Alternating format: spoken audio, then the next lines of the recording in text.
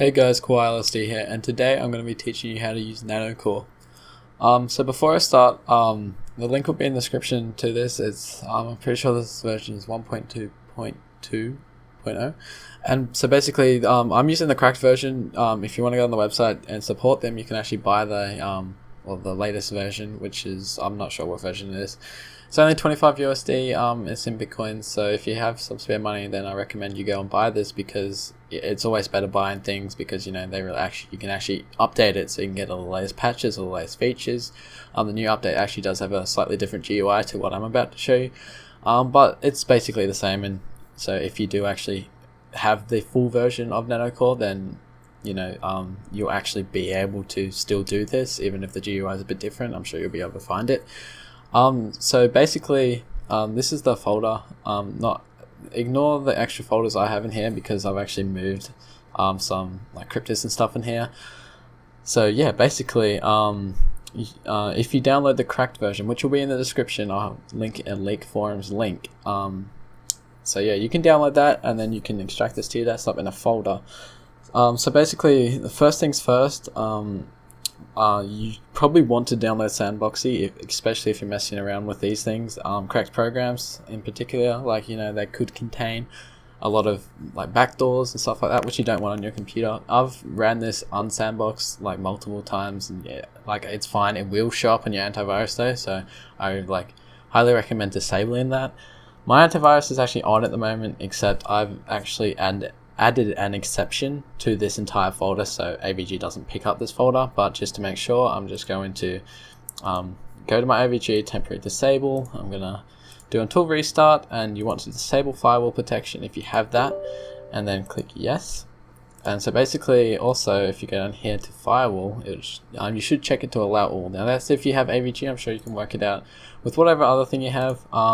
You can also go to here and search firewall. Sorry if you can hear my keyboard, I know it's really loud. So basically, you just want to turn off firewalls, and this makes sure all connections are allowed, unless you want to go in and actually configure the firewall to allow inbound and outbound connections with Nanocore, which is fine. You can do that. It's just easier turning it off if you want to use it. So basically, what you want to do first off is launch Nanocore, and it should load up. It's got a really nice GUI actually, and it's very nice. So this is the cracked version. I didn't pay for it. This was actually leaked on the leak forums. Like I said, link will be in the description. So the first thing we're going to do is go to Network Port Manager, and I'll just delete that. Alright, so basically, first thing that we're going to do is go to Add Port, and just use the default port. You can enter whatever port you want. So yeah, just make sure that works. So just use the default if you want to save yourself time. If you actually know what you're doing with the ports, then you can make whatever other port you want. Like you can, if you use JRAT, you should be able to use like 1402, or but use whatever one you want. I just use 54984. So basically, you click continue, which will add it to the ports. Now I'm not going to teach you how to port forward, only because I can't be bothered censoring out all my IPs and stuff. There's plenty of tutorials on how to port forward ports, and it's very easy. So just look up a guide that's got to do with your router, or like the general concept. There's plenty of tutorials for like any router that you can use to port forward. So basically, what you want to do is port forward this port 54984, or whatever port you chose, and then afterwards you want to right click it and click enable. Now after this, you want to click on network again, then go to net helper and check port open status. So basically, fuck, my IP's up there, that's alright, I'll blur that out. So basically, you just want to check port, and you just want to click check, and it will check if it's open. As you can see, we have a success message. Again, it flashes my IP because it's fucking autistic. Alright, so there we go. Check port's done. So what we're going to do now is go to builder and builder settings. And you're going to have to download a program called DUC. Now, I'll show you how to set up DUC, because we may as well run you through this. So if you search up DUC, there will be a link in the description. Actually, I'll go to IP, which is DUC. And I should be signed into my account. If not, I will sign in. Okay, I'm not. So I'll just sign in real quick. Like I said, I'm sorry if you can hear my keyboard, like my mic is very sensitive. Alright, so once we're signed in, so basically you just want to create an account. It will ask you for a host, whatever host you want to create. So basically you want to, on the register panel, I'll show you actually, just so you don't get confused. Okay, so we're going to go to register. And then, so basically you would enter your email, your username, password, and then under hostname, you can write anything, change it to ddns.net. It doesn't really matter, but you know, it's just better doing it that way. So basically then you want to create the account.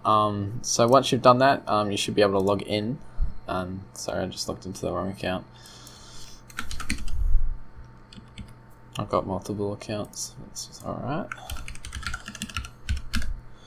Alright, so I'm going to sign in now, and so basically I'll go to, hang on, I'll just save my password, may as well. So if I go to my dashboard, hang on, we'll go to my services. I forgot where it's under. Hang on 1 second. Here we go.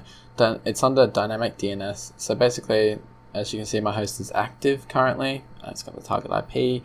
Blah blah blah. We don't need to worry about that. So basically, you want to, at the top, you want to go to the home page again. You want to click download.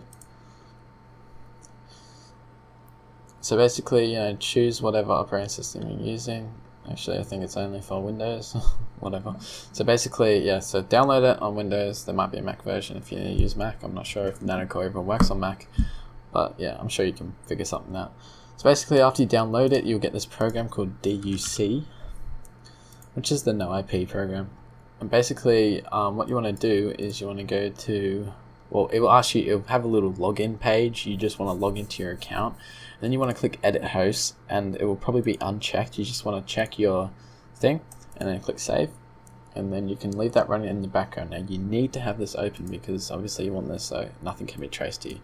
So basically, you just under the builder, you want to enter the thing that you just created. So mine's henshitest.dns.net, and you can leave the backup connection to what it is. Connection port is whatever port you port forwarded.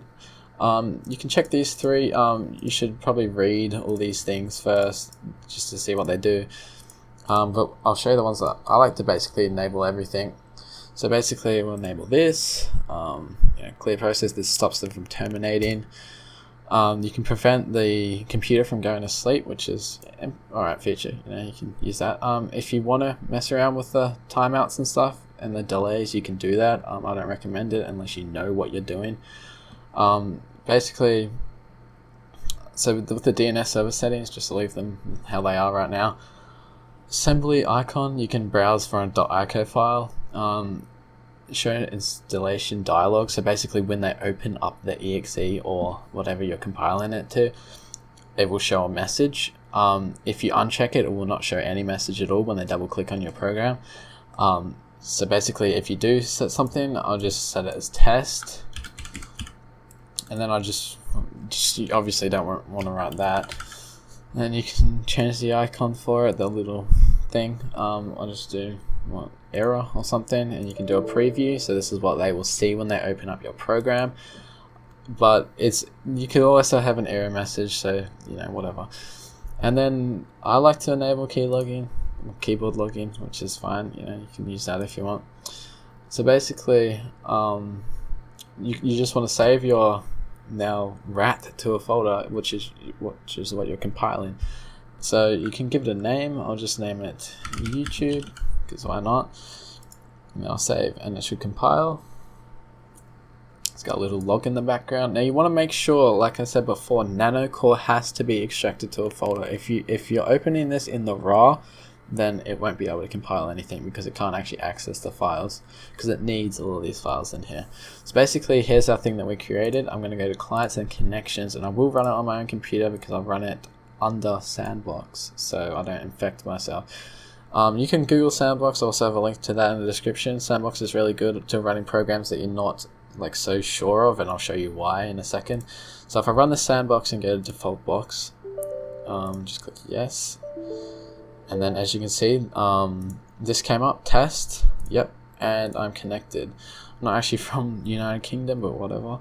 So basically now I can look at my stuff. If I go to surveillance, and you can recover passwords, view DNS records, monitor keyword, video feeds, audio feeds. So if I go to video feeds and then I double click on my monitor, as you can see, I can see exactly what's happening on your client side. You can look through webcams, everything. So it's got many features on this tool. It's very nice. You can also disable webcam lights, because that is part of the plugins feature on Nanocore, which is also a very nice touch. And so yeah, basically, if you want to uninstall from connections, you can just click uninstall and then yes, which will uninstall it from the computer basically. And then click close and it should update, and there we go. So that is a short tutorial on how to use Nanocore, and basically the same applies to many other remote administration tools. So I hope you enjoyed this video. Make sure to leave a like if you did enjoy it, and I'll see you guys in the next video. Peace.